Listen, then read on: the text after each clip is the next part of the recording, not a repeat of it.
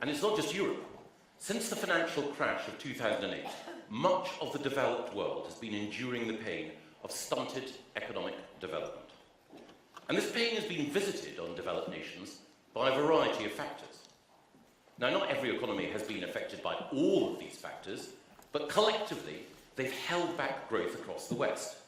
And we've seen in different countries the over-financialization of their economies. We've seen a naive trust in the ability of authoritarian regimes to be reliable partners. Corporate structures that have sometimes put executive reward ahead of capital investment. And of course, bureaucratic reporting requirements that have sometimes elevated abstract goals that please pressure groups ahead of concrete gains that deliver for the poorest. We've also seen supply chains that lack resilience, and in some countries, education systems that lack rigor. And linking all of these phenomena has been a preference amongst some policymakers for models that appeal to theorists and think tanks rather than action rooted in real people and real places.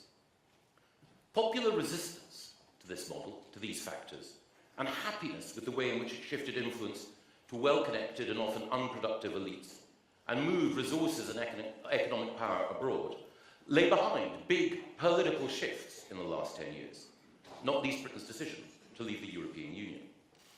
It was notable, though of course no surprise, that the strongest support for Brexit came from communities in this country that had suffered most over the years as a result of a failure to get real. The weaknesses in the model that those voters rejected have been more cruelly laid bare than ever in recent years. The COVID pandemic underlined just how exposed we've become to risk as a consequence of our economic reliance on regimes such as China for essential finished goods. And the war in Ukraine has reinforced the significant additional risk to all of us of being reliant on authoritarian regimes for energy. Nations and political systems which I admire, such as Germany, have found their dependence on Russian energy to fuel manufacturing and Chinese markets to sell their goods have left them in severe difficulties. But there's no room for schadenfreude here. Quite the opposite.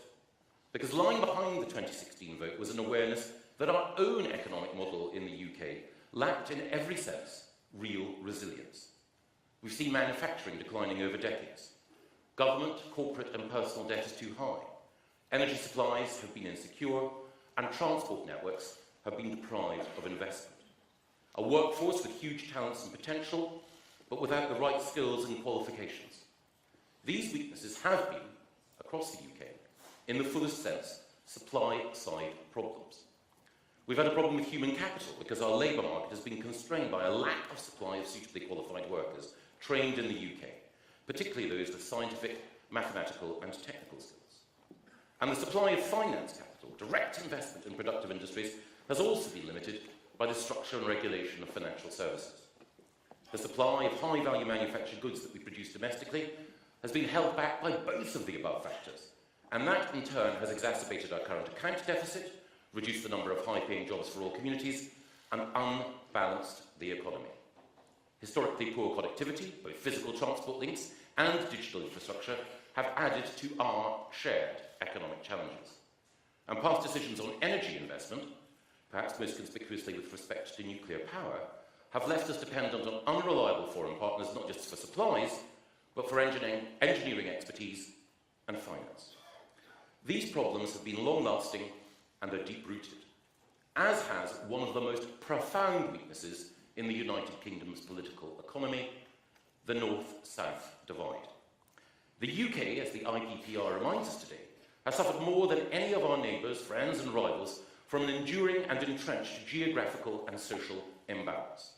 Wealth, influence, innovation, high productivity firms, high wage jobs and high quality schools have been disproportionately concentrated in the southeast quarter of the country. Now, none of that is intended to play down the vital importance to our economy of our capital city, probably the world's single most attractive destination for investment. Quite the opposite.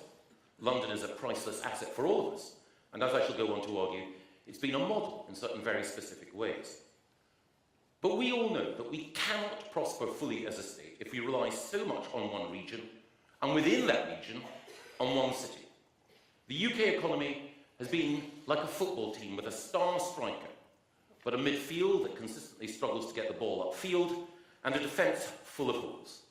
And no forward, not even Lionel Messi, can do it on his own.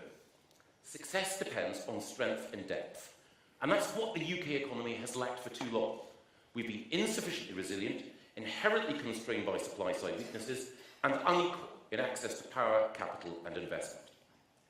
But while these problems have been holding Britain back for decades, this government is committed to tackling them head-on.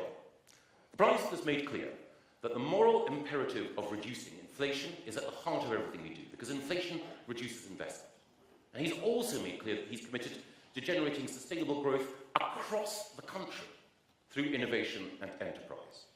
The Chancellor has outlined reforms to financial services to better support industry and manufacturing. And of course we have tax cuts like the super deduction, which further incentivise investment in productive capital. The Foreign and Trade Secretaries are working to secure investment from abroad in those areas in the UK which have been overlooked and undervalued in the past. The Work and Pensions Secretary is addressing economic inactivity, focusing particularly on our most disadvantaged regions. And the Education Secretary is tackling deprivation at root, shifting resource to where it's needed both geographically and in children's life cycles to extend opportunity.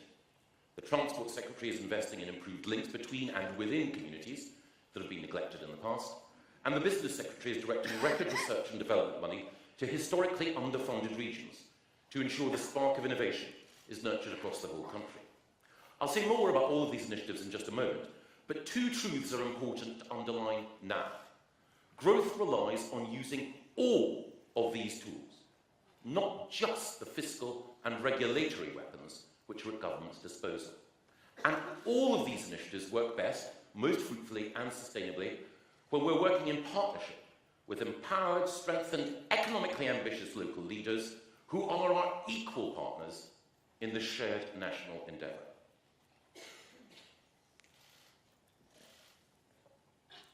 Our Levelling Up White Paper, published last year, outlined how this government plans to bring all of these factors and forces together.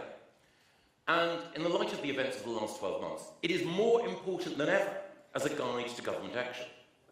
Recent economic challenges only underline how powerful is the analysis of the White Paper and how important are all its actions. The White Paper lays out the steps necessary to improve our country's economic performance durably, resiliently, and equitably. It complements the Prime Minister's May's lecture and underpins the priorities that he set out in his speech on the government's agenda earlier this month.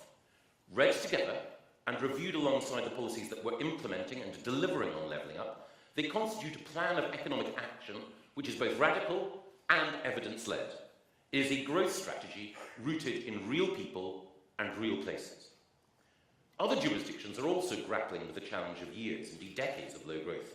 The US government's Inflation Reduction Act and the EU's evolving response have provoked understandable curiosity and debate. But the Levelling Up White Paper preceded both of them. And in both diagnosis and detail, it is just as ambitious. The White Paper outlines that sustainable economic growth relies on multiple interventions to create the environment in which private enterprise can flourish, innovation can take flight, and new jobs can be created. Unless there are good schools with high standards, further and higher education institutions providing students with the qualifications that employers value, unless there are effective transport links within and between towns and cities, unless there's fast and cost-effective digital connectivity, and better access to finance capital for local firms in every part of the UK, then growth cannot be maximised across all communities. And of course, for those communities to be genuinely resilient, to attract and to retain the talent necessary to flourish and to maintain economic competitiveness, there need to be safe streets and ordered public spaces, an attractive natural environment and a beautiful built environment, cultural richness and respect for heritage, the civic infrastructure that reflects the pride that people have in the place that they call home. And the best way to ensure that all of these public goods are aligned is to have strong, accountable, local civic leadership incentivised to work with every actor who can reinforce these virtuous cycles. Our White Paper identifies the need for these changes, and it sets out 12 national missions to ensure that we take the steps necessary to embed growth in every community. And these missions include clear and stretching goals to eliminate illiteracy and innumeracy, to improve skills uptake, reduce health inequalities, upgrade transport networks, connect communities digitally, allocate our R&D funding more strategically, tackle poor quality housing, improve wages and productivity, enhance pride and place, and extend the programme of devolution that we have been delivering and to which I am so committed. These missions all complement each other by making it the central domestic task of government to shift power, wealth and opportunity more evenly, more equitably across the country, and in so doing, provide the foundations for durable economic growth. Now, some have argued, in response to the White Paper, that it is not the role of government to promote growth by acting in this way, but by absenting itself. Well, I'm certainly no supporter of the state's undesirable and inevitable and continuing expansion, but I am against ever-lengthening welfare rolls, lives spent in dependency, children brought up without the exam passes that translate into jobs, health inequalities that will place growing future demands on the NHS, family breakdown, lawless public spaces, slum housing which makes its inhabitants ill, and civic institutions in decay. All of these place greater pressure, sooner or later, on the public purse, and they are affronts to the conscience that no government can ignore, which is why there is both a moral and economic imperative to levelling up. And the experience of successful economic transformation demonstrates that growth is not secured by absent government, but by active government. A government that plays a strategic role, irrigating the soil for growth, as Mrs. Thatcher did, specifically in the Docklands. When the Thatcher government took office in 1979, London's Docklands were a derelict economic desert. Their economic rationale had gone as containerisation had taken shipping away from the historic wharves of Bermondsey and Poplar to new purpose-built ports. Jobs had disappeared, housing was slum level, schools were places of narrow horizons and fading hopes. The original vision for regeneration of the area, from the Treasury of the time, was simple. Just cut taxes and deregulate, and 1,000 flowers would bloom in the dusty and contaminated soil of the Docklands. But while lower taxes and smarter regulation are certainly powerful ingredients in any growth package, they just weren't enough. Margaret Thatcher and her then Industry Secretary, Keith Joseph, tasked the Environment Secretary, Michael Gove, with bringing together a wider range of interventions through the London Docklands Development Corporation. Land was assembled and remediated through government agencies. New transport links were built, including the DLR and what was to become London City Airport. New housing was commissioned, and in due course, cultural, sporting and educational investment followed. The area thus irrigated became fertile ground for massive commercial investment. Government created the environment, the private sector created the jobs. London Docklands today is an economic success story, one of the most signal success stories we owe to Mrs. Thatcher's government. And it is that spirit that animates our levelling up policies. Active government. And that spirit is there most vividly in our plans for new investment zones. This country has no shortage of growth industries, whether in advanced manufacturing, renewable industries, or the life sciences. And we have no shortage of world-class universities, including here in Manchester. But where we've underperformed is leveraging the success of those industries and research to support growth across the whole country, and particularly in communities in need of regeneration. That is my guiding mission for investment zones, and we will shortly begin the process to identify investment zones in areas that need levelling up. Our approach will be guided by three principles. First, government can't create clusters, but it can and has created the conditions for them to succeed. Second, success requires fiscal support, but also that wider range of interventions that we saw in Docklands, whether that's land assembly, housing investment, transport infrastructure, or skills investment, in order to ensure that we tackle the specific barriers in each cluster that hold back growth. And of course, third, investment zones can only happen in partnership with strong local leadership. Our new investment zones are intended to deliver long-term change in the areas where they're established. And we recognise that the scale of our levelling up ambitions means that we can't accomplish all of the economic strengthening and rebalancing that our nation needs overnight. And that's why our missions in the White Paper are deliberately designed to extend beyond the lifetime of this Parliament. They are not exercises in temporary amelioration or fiscal elastoplasts. This is a deliberately long-term economic plan. And nowhere is that more vividly demonstrated than the scale of change and the level of investment that we've brought to devolution. We are reforming the shape and nature of government in England itself. redistributing power and influence within England to strengthen cities and communities outside London, with the north benefiting most of all. Central government itself, of course, has been reshaped alongside this.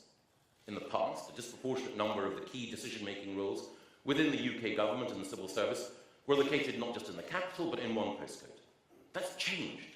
The Treasury has now established a new campus in Darlington, staffed by senior officials and recruiting locally. The economic strategists of the nation now increasingly have those in manufacturing, and the renewable sector as their neighbours, not hedge funders and pressure groups. We've also established second headquarters for my own department in Wolverhampton, for the Cabinet Office in Glasgow, and for the NHS in Leeds, alongside establishing a Home Office Centre of Excellence in Stoke and a new cyber defence establishment in Salisbury, near Preston. So far, 20,000 senior posts have been relocated out of London to the north in the Places for Growth programme, with more to follow. But while relocating central government decision-making is important, even more critical is empowering local decision-making through meaningful, durable devolution. Now, I hope I don't need to rehearse in front of this audience the benefits that strong mayoral leadership has brought, most notably in Greater Manchester, the West Midlands and the Tees Valley. Before 2010, the only significant devolution in England had been to London. Now, strong mayors in all our major cities are acting as agents of economic growth. The impact of Ben Houchen's leadership in the Tees Valley, for example, has been transformational. An airport revived and now a busy freight and passenger terminal. A new Freeport, regenerating thousands of acres and bringing tens of thousands of new jobs. Further education colleges working more closely than ever with employers, a world-leading destination for investment in offshore wind, and home to a new free school, backed by the leading educationalists in the country.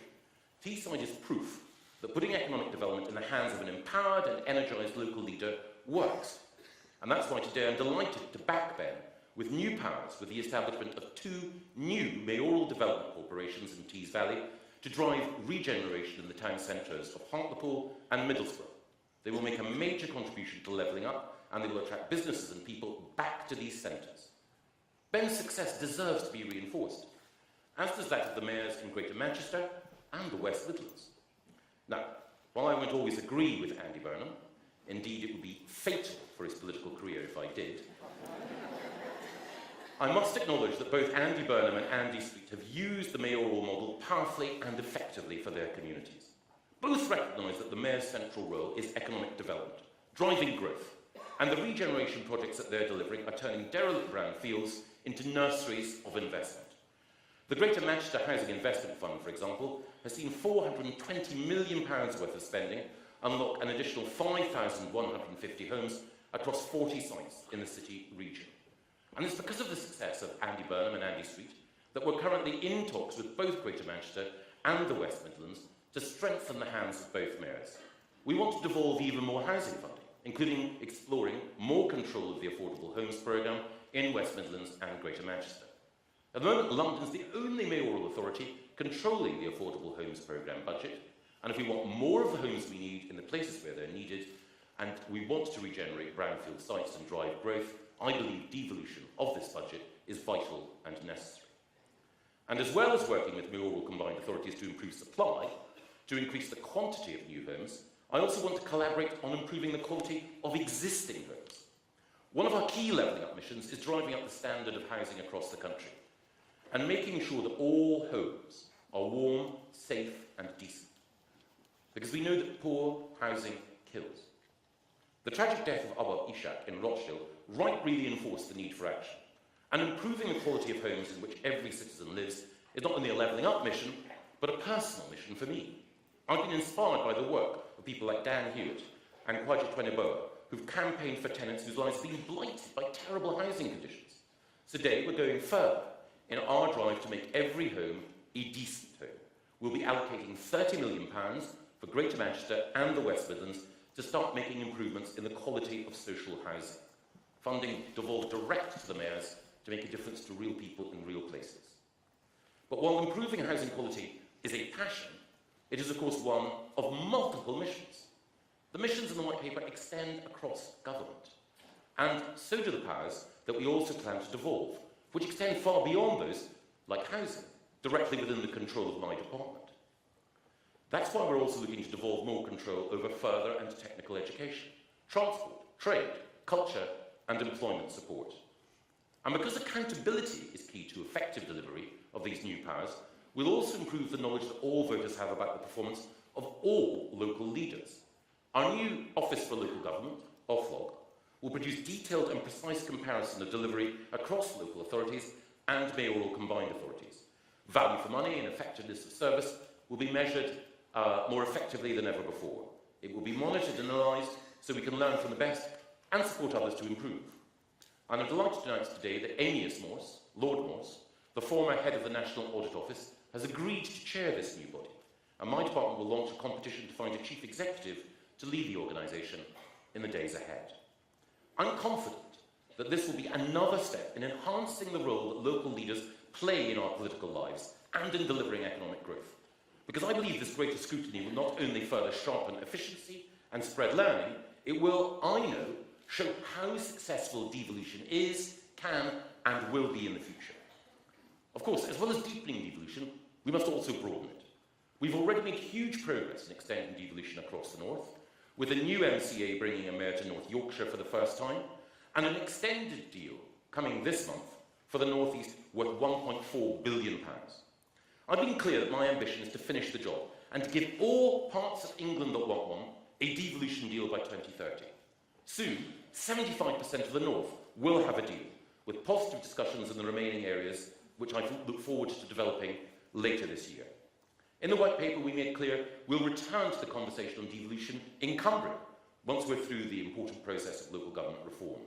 And I also want to see devolution not only in Cumbria, but in Lancashire, in Cheshire and Warrington, and in Hull and East Yorkshire. And I look forward to picking up those conversations later those years, working hand in hand with the fantastic Levelling Up Minister, Deanna Davidson, who's been so intimately involved in getting these deals over the line. Deanna apologises for not being able to join you today. Sadly, business in Westminster has kept her in London. I know that for Deanna, as for me, being kept in London is punishment, not liberation. So Deanna sends her apologies, and I send my best wishes to her. Now, I'm very conscious, of course, that the mayoral model has its critics and sceptics. I'm particularly conscious that communities on the periphery of mayoral geographies, sometimes where their needs can be overlooked. But I don't think there's a tension between Manchester's success and Bury's, or Sunderland's growth and Spenny Moors, or indeed Newcastle's prosperity and Blythe's regeneration. Attracting investment to magnet cities is a necessary part of reviving the economic fortunes of satellite towns. And indeed, if we unlock the potential of all our major cities in the way that Manchester is doing, then the whole country benefits. Improving the productivity of the 9 UK second cities will add billions to the UK economy. But of course, if every community within MCAs is to benefit to the full, that means even more effective transport links within those communities. And that's why mayoral deals, including our deal in the North East, now involve specific funding for city-region sustainable transport improvements. And we're backing all MCAs in their bids to improve bus services. And of course, the White Paper commits us to helping other cities emulate Andy Burnham and Greater Manchester's B network to establish London-style integrated transport systems across their geographies. But there are communities which are geographically beyond the boundaries of mayoral combined authorities and relatively distant from the faster-growing cities, which also require specific bespoke attention from government. Coastal communities in particular, where economic change has meant the employment opportunities of the past have faded. And that's why in DLUC, we've developed particular partnerships with communities such as Blackpool and Grimsby to determine what direct action is required to drive growth. In those communities, the quality of housing, the attractiveness of the town centre, poor educational standards and expectations, and a feeling of local disempowerment have held back economic development. And that's why we're investing directly in improving housing quality in those areas, regenerating the urban heart of those great towns, unblocking transport bottlenecks, and improving technical and further education, as well as investing directly in strengthening civil society. In Blackpool, we recently invested £30 million to help the council acquire public land necessary for the effective remodelling of the town centre. And just last week, £40 million from the Levelling Up Fund was deployed to help to create a new higher education centre, the Multiversity, which will promote more high-quality courses which are designed in collaboration with local employers. Now, I know that the allocation of Levelling Up Fund investment last week attracted lively comment across the country. The more people discussing Levelling Up, the happier I am. But it is important to bear in mind that the £2.1 billion allocated last week was just a small fraction of our overall spend on levelling up. And the fund is specifically designed to complement the many other policies and the significant additional spending outlined in the White Paper. I don't apologise for a moment for using vehicles like the Levelling Up Fund to invest additional government money in communities outside current MCAs, such as Blackpool, Accrington, Workington, Cleethorpes and Ashfield. We are active, engaged and committed across the country. The Levelling Up Fund, of course, adds to the significant increase in local government spending announced in the spending review, and of course, it adds to the £2.6 billion of the UK Shared Prosperity Fund, over £625 million of which is going directly to local authorities in the north. And that spending further complements the further additional funding that mayoral combined authorities have rightly secured through their devolved investment funds, totalling some £8 billion so far, growing to £12 billion in spending power through all the new devolution deals concluded last year. And that's on top of the billions already allocated through the towns and high street funds, and indeed the very first round of Levelling Up Fund spending last year. And I can confirm there will be a further round of investment from the Levelling Up Fund after the March budget, alongside more capital funding for MCAs and further support for local government. Now, I'm always open to discussion about how we can further refine how we deliver the funding for Levelling Up, how we can give local communities more control. I do believe that a competitive process in allocating funding can help to drive innovation and ensure rigour in delivery. But I do recognise that there is a need to reduce the bureaucracy involved in the many repetitive bidding processes which have grown up over time. And that's why I'm working with the Chancellor to simplify funding allocations and extend local government autonomy. Again, more details after the March budget. And the budgets, of course, that my department allocates have levelling up at their core. But as I've said, it's not just DLUC that is a levelling up department. Every government department is committed to our mission. We're committed to using every tool at our disposal to drive economic development. So that's why we're increasing public investment in research and development to £20 billion a year, with grant shares ensuring that more of this funding is spent outside the South East. And this includes significant investment in the North already. £222 million for a prototype fusion power plant in Nottinghamshire, £22 million for fusion technology in Rotherham, helping both become growing hubs for net zero, and £15 million for innovation pilots in the Tees Valley and Liverpool. Our future depends on catalysing industrial investment, whether it's battery technology, improved power transmission networks, more efficient renewables infrastructure, carbon capture and storage, hydrogen, AI and robotics, the synthetics revolution, gene editing, modern methods of construction, metallurgical and materials technology, zero-carbon aviation, quantum computing, drone development, or a plethora of other new and evolving technologies. The future will be shaped by high-value manufacturing, and of course the North is at the crucible of the growth of high-value manufacturing. Our national resilience and strength depends on our embrace of these opportunities. And as Gavin Rice of the Centre for Social Justice has reminded us, high-value manufacturing is the route to higher employment everywhere, higher wages, and higher national productivity. But one factor which... We're running out of time. Oh, right. I'd like to accelerate to the end. I certainly will. Yeah, no. I'll move up here. It's not. No. We've had half an hour. But one factor which has held back the investment we all want to see has been sclerosis in the planning system for the major projects which drive significant growth. And that's why we will shortly deliver the next stage of our drive to accelerate the process of securing planning consent by making sure that we publish an action plan which will set out reforms to the nationally significant infrastructure projects regime. This will streamline and speed up the consenting process, it will boost investor confidence in major infrastructure, and it will help the government to improve energy security, achieve net zero, and deliver better transport connectivity. This reform to the planning process stands alongside the reforms to financial services outlined by the Chancellor in Edinburgh last year, which will make finance work better for industry and bring growth back home. And to make the most of these opportunities, we also need a workforce equipped with technical skills that the new industries require. One of the unheralded successes of the last 12 years has been the growth in the number of students leaving schools with exactly the skills required, especially high-quality science and maths qualifications. But I'm very aware that the benefits of educational reform have so far accrued disproportionately to students in the South, and especially in London.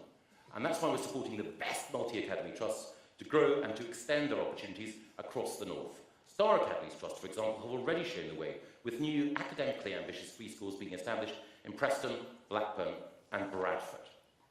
Now, good schools, indeed great schools, act not just as springboards for existing students, they also contribute to improving the attractiveness of communities for inward investment and incoming talent. And that's because the quality of life within communities is as important as any other factor in the alchemy of success. And that's why we're increasing funding through the Arts Council in culture outside London, and it's also why we are strengthening our new community ownership fund, which enables local people to take back control of assets that have been degraded by others in a way which that community has been left feeling disempowered by. And our community ownership fund, working with Andy, was able to give supporters of Bury the chance to take back control of Gig Lane, and there are other initiatives that the Community Ownership Fund will be supporting in the future. But as well as reinforcing these successes, we also need to be even more energetic in tackling those factors which mar the quality of life for too many communities. That means focused action on high street dereliction, and in particular, greater zeal in countering anti-social behaviour. Vandalism and graffiti, drug-taking and drug dealing, vehicle crime and the intimidation of women and girls, all are more likely to flourish in the hollowed-out parts of communities where neglect has slowly taken hold. The broken windows phenomenon is a cliché in the discussion of crime and social behaviour because it's true. The unoccupied and unloved become the disused and derelict, and where care is in every sense absent, chaos finds an opportunity. And that is why we will shortly publish an action plan on antisocial behaviour. Our determination and ambition is high. We'll have stronger and tougher enforcement of existing powers, swifter delivery of immediate justice, with those who damage local assets deployed to repair them, and we'll be investing more in young people and the activities available to them. And alongside these tools, we will tackle public drug taking, including the use of nitrous oxide, and support enhanced community policing, with a better use of data and faster responses to complaints. Driving faster and fairer economic growth go together. Right, finish. You've got, I'm just about to finish this. Another minute, yeah, go ahead. A nation only succeeds when it mobilises every citizen's talent and potential.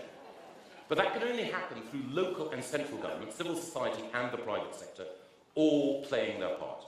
And it will always and everywhere be the private sector that creates the new jobs on which economic growth and individual fulfilment depend. But for the private sector to grow, for the Promethean spirit of entrepreneurs to take wing, we do need to ensure that our society, its institutions, and all our communities are included in a common national enterprise. That's what our levelling up strategy does. It places the innate value of every single citizen at the heart of economic decision-making. It refuses to accept that any life, community, or region cannot be made to flourish and to contribute to a greater national renewal. It places greater national resilience and economic autonomy within a framework of strengthened civic institutions and stronger local pride. It sees in rigorous education the route to leading in the high-value manufacturing industries of the future.